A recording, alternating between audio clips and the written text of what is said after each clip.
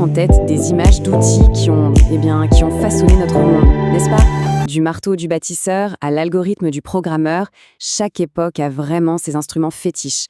Mais aujourd'hui, dans le monde de l'architecture, un monde où la technologie est reine, on peut se poser la question quel est l'outil, le vrai outil, qui fait toute la différence? Et voilà, on y est. La question qui tue. Est-ce que maîtriser un logiciel, ça fait de quelqu'un un meilleur architecte? C'est une question qu'on entend partout, dans les écoles, dans les agences. Et vous allez voir, la réponse est loin d'être évidente. Allez, c'est parti, on plonge dedans. Alors, pour commencer, parlons un peu du mythe du logiciel. C'est cette idée, cette croyance super répandue que la maîtrise technique, c'est vraiment la clé de tout en architecture aujourd'hui. Oui, on l'entend tout le temps. L'idée, c'est un peu, si je suis un pro de la modélisation, un expert du dessin sur ordi, eh bien, le reste, ça viendra tout seul. C'est une vision qui met l'outil sur un piédestal, vous voyez, au centre de tout. Et ça, c'est avant même d'avoir commencé à réfléchir. Et attention, qu'on soit clair, ces logiciels, AutoCAD, Revit, SketchUp, ils sont incroyablement puissants, ils sont même essentiels, on ne va pas se mentir. Mais la vraie question, c'est, est-ce que ça suffit? Et c'est là justement que le mythe commence à prendre l'eau. Ce qui nous amène à notre deuxième point, ce que j'appelle l'illusion de l'écran. C'est là qu'on va voir le décalage, parfois immense, entre ce qui est magnifique en virtuel et ce qui fonctionne ou pas dans la vraie vie. Cette phrase, elle est terrible, mais elle résume tout. J'ai vu des plans magnifiques en 3D qui étaient impossibles à habiter. Ça claque, non? On peut faire des rendus incroyables, des animations super fluides, mais si à la fin, dans le monde réel, l'espace ne marche pas, eh bien, c'est un échec total. C'est ça la grande limite de la belle image. Et ce contraste, il est flagrant. D'un côté, sur l'écran, c'est magnifique, c'est la perfection. Et de l'autre, en réalité, c'est incohérent. C'est un espace qui n'a pas été pensé pour l'être humain qui va y vivre, y marcher, y respirer. Le point essentiel, il est là. Une belle image, ça ne garantit absolument pas un bon projet. Bon, alors, quelle est la solution? Ça nous amène à notre troisième partie. L'idée avant l'outil. C'est un vrai changement de perspective. On va remettre la pensée, le concept, là où il doit être, au tout début du processus. Et cette citation, franchement, elle dit tout. Un bon plan ne vient pas d'un clic bien placé, mais d'une idée bien pensée. C'est tellement vrai. L'architecture, au fond, c'est pas un talent de souris, c'est un talent de cerveau. Le logiciel, c'est juste le prolongement de la main qui elle-même prolonge l'esprit. À la source de n'importe quel projet réussi, il y a quoi? L'idée. Mais alors, c'est quoi une idée bien pensée en architecture? Eh bien, c'est précisément ça, l'essence de l'architecture. C'est de comprendre comment la lumière va rentrer dans une pièce, comment l'air va y circuler, et surtout, comment un espace va influencer le comportement des gens. Ce n'est pas que tracer des lignes, c'est bien plus profond, c'est anticiper des sensations, des expériences. Du coup, on en revient au logiciel. Quelle est sa place dans cette histoire? Attention, le but, c'est pas de le jeter à la poubelle. Loin de là, c'est de redéfinir son rôle. Le logiciel n'est pas le cerveau de l'opération, c'est la machine qui exécute. C'est simple, un logiciel ne va jamais inventer une bonne idée pour vous. Il va l'exécuter, c'est son job.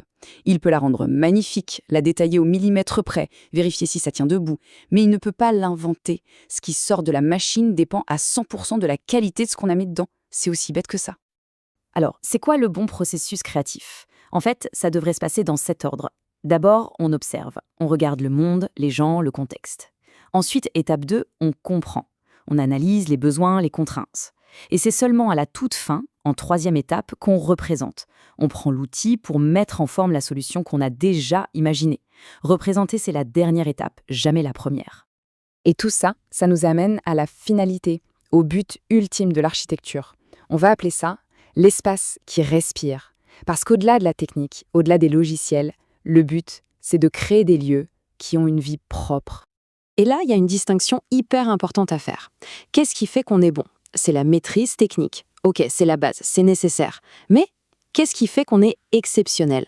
Ah, là, c'est autre chose. C'est la capacité à imaginer. C'est de dépasser l'outil pour créer quelque chose de plus grand.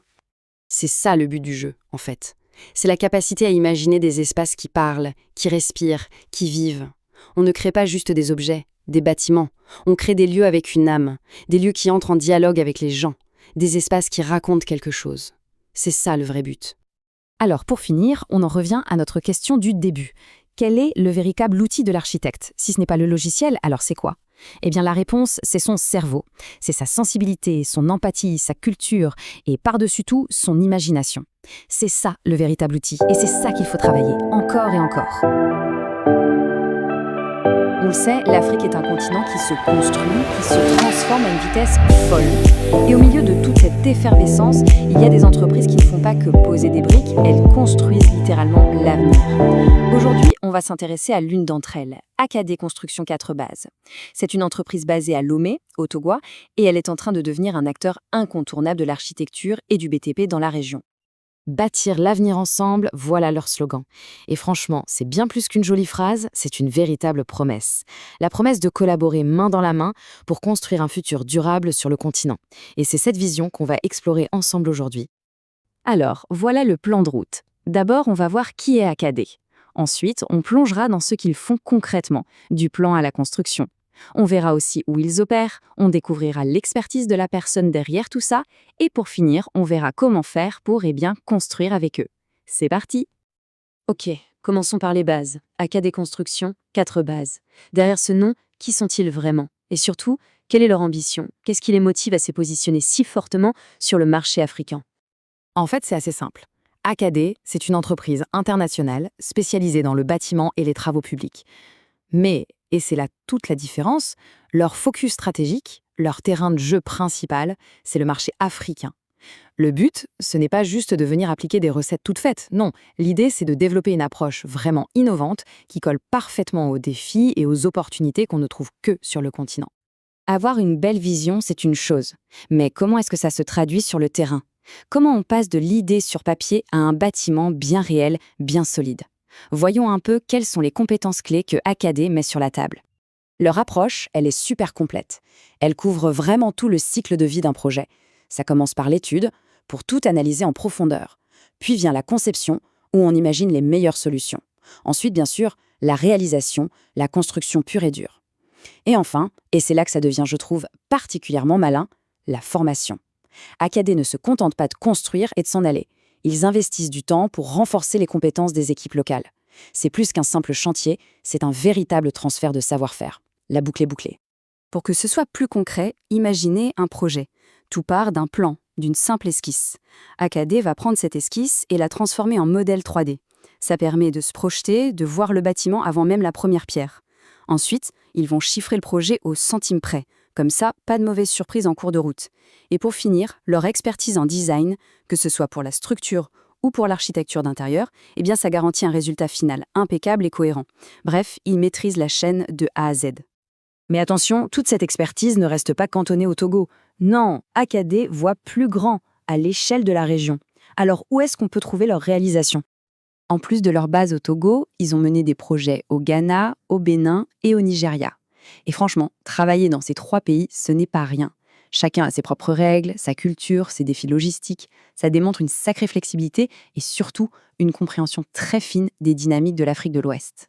Souvent, derrière une grande vision, il y a une personne avec une expertise solide. Alors qui est le cerveau, le leader qui porte la vision d'AKD Construction 4 Bases? Et voilà le visage derrière le projet, Franck Gilbert Adaï Kokouvi Doven. C'est le PDG, la force motrice de l'entreprise, c'est lui qui insuffle toute son énergie et son savoir-faire. Et son parcours, vous allez voir, est la meilleure garantie de la crédibilité d'AKD. Son parcours parle de lui-même. Regardez bien, 10 ans, une décennie entière dédiée à la formation technique dans le BTP. Ensuite, il enchaîne avec plus de 10 ans sur le terrain, à mettre les mains dans le cambouis, en tant qu'architecte et assistant ingénieur. Et toute cette expérience, toute cette connaissance accumulée, ça a mené tout naturellement à la création d'AKD en 2023. S'il y avait un seul chiffre à retenir, ce serait celui-là, 13 et plus. Plus de 13 ans d'expérience professionnelle. Ce ne sont pas juste des années qui s'additionnent sur un CV, non. C'est la garantie d'une expertise qui a été testée, mise à l'épreuve et perfectionnée sur le terrain. C'est ça la vraie valeur ajoutée derrière chaque projet d'AKD. Bon, maintenant qu'on a vu qui ils sont, ce qu'ils font et l'expertise qui les porte, la question qui se pose est assez logique. Comment on fait pour collaborer avec eux? Comment on passe de l'idée au projet concret pour bâtir l'avenir ensemble? La question finale est donc toute simple, et elle s'adresse à toutes celles et ceux qui ont un projet en tête. Prêts à bâtir l'avenir? Si la réponse est oui, ou même si c'est juste un peut-être, eh bien l'étape suivante est très, très simple. Et voilà comment les contacter. Le plus simple, c'est de les appeler directement ou d'envoyer un petit message sur WhatsApp pour une discussion rapide. Si le projet est déjà plus avancé, un email, c'est parfait. Et bien sûr, pour s'inspirer et voir ce qu'ils font, il suffit de suivre leur page Facebook. C'est direct et efficace. Et on termine, comme on a commencé, avec cette phrase qui résume tout: bâtir l'avenir ensemble. Finalement, ce qu'Acadé propose, ce n'est pas seulement de construire des bâtiments, c'est de devenir un véritable partenaire pour construire le futur. Une ambition qui, vraiment, mérite d'être suivie. Et ça laisse une question en suspens. Quel avenir voulons-nous construire ?